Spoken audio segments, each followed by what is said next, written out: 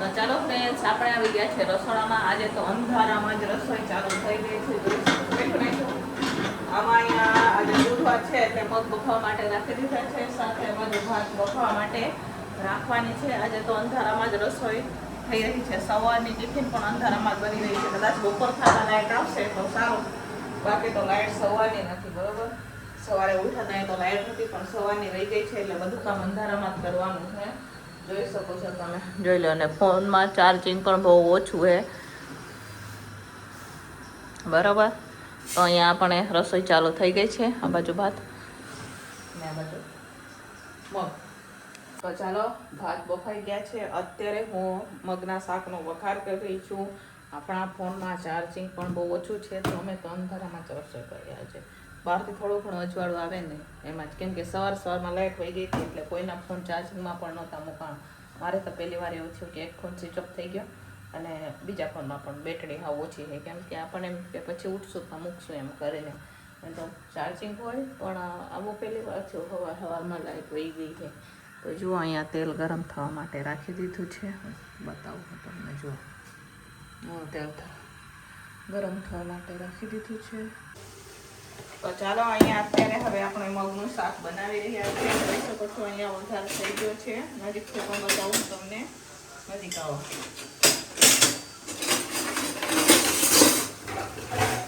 જુઓ, ટમેટા નાખી દીધા છે, સાથે સાથે મસાલા પણ આપણે નાખી દીધા છે. આ બાજુ અહીંયા ભાત પણ બફાઈ ગયા છે, આપણે જોઈ શકો છો.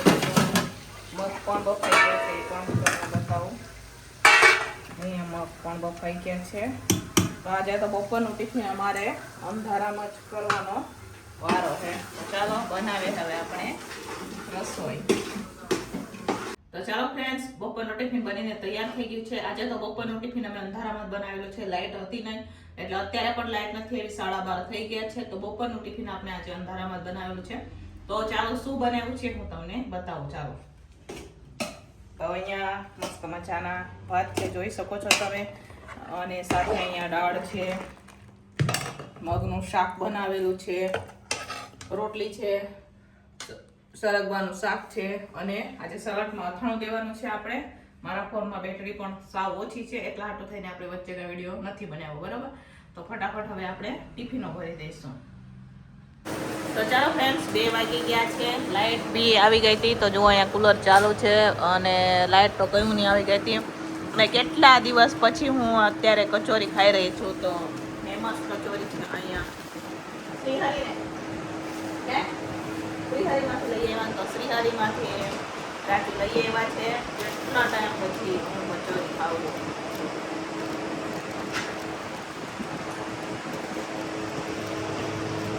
મસ્ત લાગે. સાથે મારા માટે સોડા પણ લઈ આવ્યો. કરવા છે શરબત, શરબત સોડા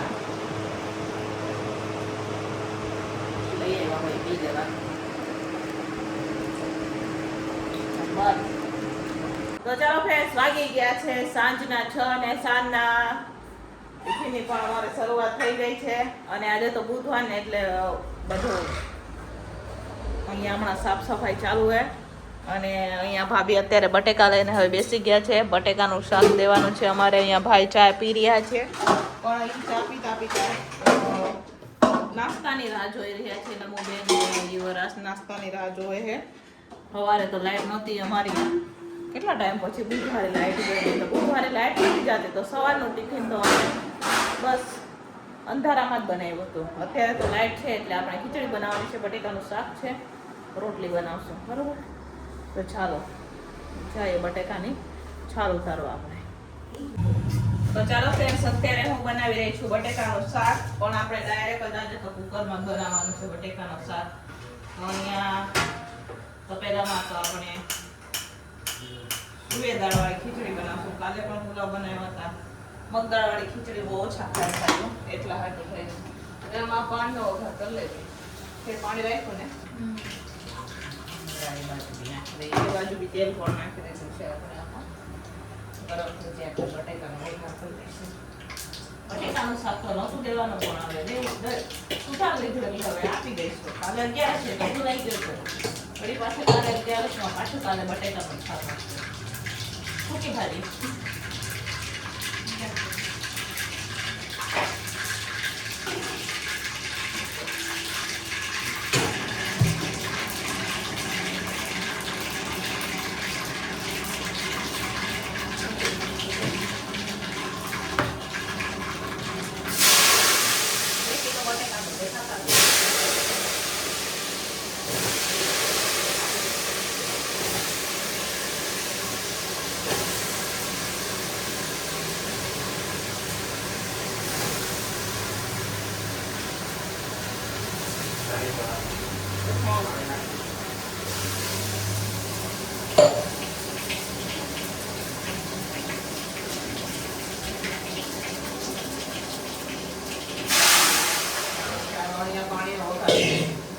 પાણી લઈ લેજે હવે.